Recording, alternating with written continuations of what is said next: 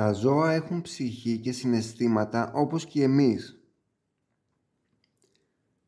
Κάποιες θρησκείες του κόσμου κηρύττουν εσφαλμένα ότι μόνο η ανθρώπινη ζωή είναι ιερή, διότι τάχα μόνο οι άνθρωποι έχουν ψυχή.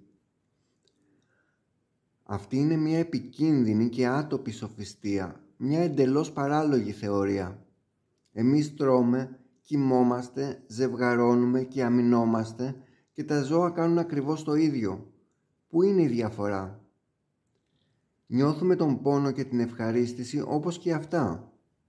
Τα σώματά μας είναι από σάρκα και αίμα, όπως και των ζώων. Μάλλον τα ζώα είναι πιο ανθρώπινα σε διάφορους τομείς.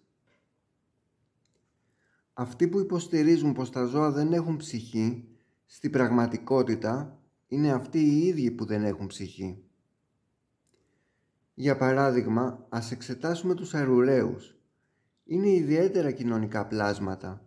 Επικοινωνούν μεταξύ τους με σήματα υψηλής συχνότητας, παίζουν και παλεύουν μαζί και τέλος, τους αρέσει να κοιμούνται αγκαλιασμένοι. Όπως και εμείς, αν δεν έχουν συντροφιά νιώθουν μοναξιά, νευρικότητα, στεναχώρια και άγχος. Προσκολώνται ο ένας τον άλλον, αγαπούν τις οικογένειές τους και δένονται εύκολα με τους ανθρώπους που τους υιοθετούν, επιστρέφοντας όση τρυφερότητα τους έχει δοθεί. Πολλοί αρουραίοι φτάνουν στο σημείο να περιποιούνται το χέρι του ανθρώπου που τους φροντίζει και θα εκτιμούσαν σαν ανταπόδοση ένα μασάζ, ένα αξίσιμο πίσω από τα αυτιά, μέχρι και ένα γαργάλιμα. Πρόσφατες μελέτες από έναν ψυχολόγο του Πανεπιστημίου Bowling Green Strait δείχνουν ότι όταν οι αρουραίοι παίζουν ή τους γαργαλούν παιχνιδιάρικα, παράγουν ζωηρούς ήχους που μοιάζουν εκπληκτικά με το ανθρώπινο γέλιο. Επίσης, οι αρουραίοι που μελέτησε δέθηκαν συναισθηματικά με τον άνθρωπο που τους γαργαλούσε, σε σημείο να επιδιώκουν να γαργαληθούν περισσότερο. Οι νεαροί αρουραίοι έχουν εξαιρετική αίσθηση της διασκέδασης. Οι αρσενικοί αρουραίοι θα κουρνιάσουν αναζητώντας μια αγκαλιά και θα βρουν ευχαρίστηση κουλουριασμένη στα γόνατα κάποιου ανθρώπου. Οι αρουραίοι αγαπούν να έχουν επαφές με ευγενικούς ανθρώπους και συχνά θα χοροπηδούν τριγύρω, περιμένοντας να γίνουν αντιληπτοί και να τους πάρουν αγκαλιά. Μπορούν να προσκοληθούν με τους ανθρώπους σε σημείο που, εάν ξαφνικά τους ξεχάσουν ή τους δώσουν σε κάποιον άλλο, θα πεθάνουν από μελαγχολία. Εκτιμάται πως κάθε χρόνο δεκάδες εκατομμύρια ποντίκια και αρουραίοι σκοτώνονται σε εργαστηριακά πειράματα. Με τη διάδοση της γενετικής μηχανικής ο αριθμός αυξάνεται. Οποιοσδήποτε φρόντισε κάποτε κάποιο κατοικίδιο μπορεί να επιβεβαιώσει πως τα ζώα έχουν ψυχή και μάλιστα ζεστή και τρυφερή.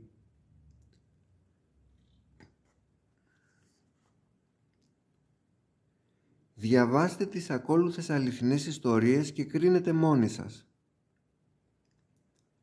Μητέρα και παιδί του Σεβάσμιου Γκούλινγκ, βουδιστής μοναχός, Μάιος του 2008.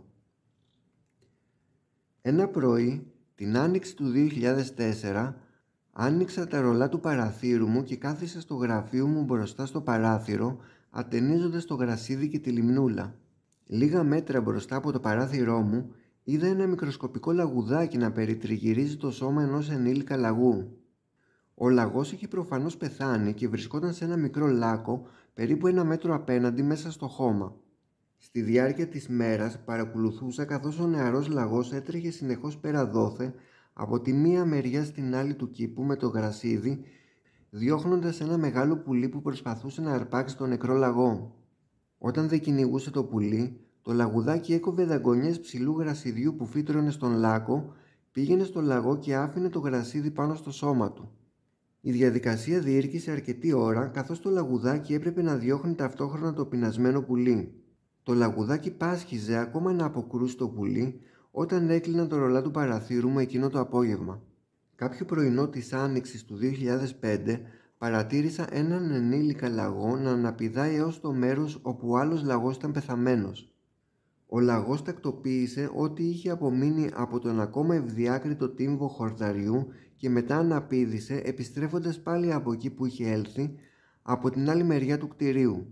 Δεν είδα αυτόν τον λαγό ούτε το 2006 ούτε το 2007, αφού τότε εργαζόμουν σε άλλο δωμάτιο.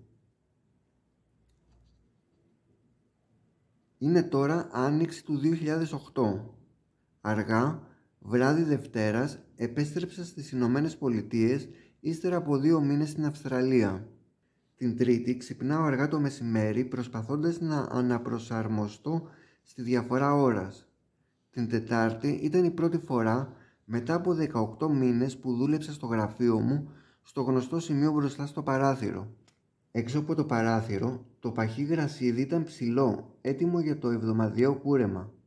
Μπορούσα ακόμα να διακρίνω το σημείο που είχε πεθάνει ο λαγός, καθώς το γρασίδι δεν είχε σκεπάσει ακόμα τον τύμβο. Όπως κοιτούσα, είδα έναν λαγό να φτάνει από την άλλη μεριά του κτηρίου, αναπηδώντας κατευθείαν προς το ίδιο σημείο. Στάθηκε λίγα δευτερόλεπτα και έπειτα αναπήδησε λίγο στα αριστερά.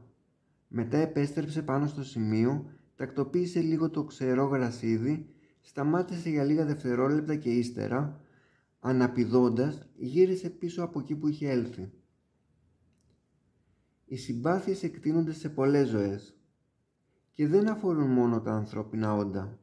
Και όπως οι άνθρωποι μπορούν να είναι στοργικά παιδιά, και τα άλλα πλάσματα επίσης μπορούν. Αντίο, του Bob White. Όλα τα ζώα δημιουργούν σχέσεις. Είμαστε εμείς που διακόπτουμε τις σχέσεις. Ακόμα και τα ψάρια δημιουργούν σχέσεις. Είχα μία ομάδα ψαριών για 5 χρόνια. Κάθε πρωί το μεγαλύτερο έκανε έναν μικρό κύκλο μέσα στο ενιδρίο για να πει καλημέρα. Ήταν ένας κατακόρυφος κύκλος, όχι ένας οριζόντιος κύκλος αναζήτησης τροφής.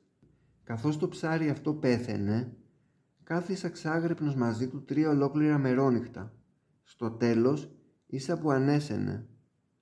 Το κοίταξα και εκείνο προσπάθησε να κάνει έναν τεράστιο κατακόρυφο κύκλο σε όλο το ενιδρίο και ύστερα πέθανε. Είμαι βέβαιος ότι μου έλεγε αντίο. Σκέφτηκα ότι θα ήταν σημαντικό να μοιραστώ αυτήν την ιστορία για όλους αυτούς που δηλώνουν πως σώζουν ένα ψάρι από τον πνιγμό όταν το τρώνε. Εγώ δεν τρώω ψάρια. Ήταν οι φίλοι μου για 5 υπέροχα χρόνια.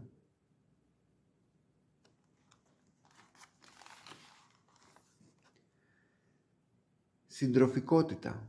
Τη Σου Κέι, Φιλιππίνες. Μάρτιος 2009. Ο σύζυγός μου και εγώ είχαμε 2 ινδικά χειρίδια. Όταν το ένα πέθανε απρόσμενα πριν από 1 χρόνο, το άλλο έγινε αυτό που μπορώ να περιγράψω μόνο ως καταθλιπτικό. Με το ζόρι έτρωγε και ίσα που κουνιόταν.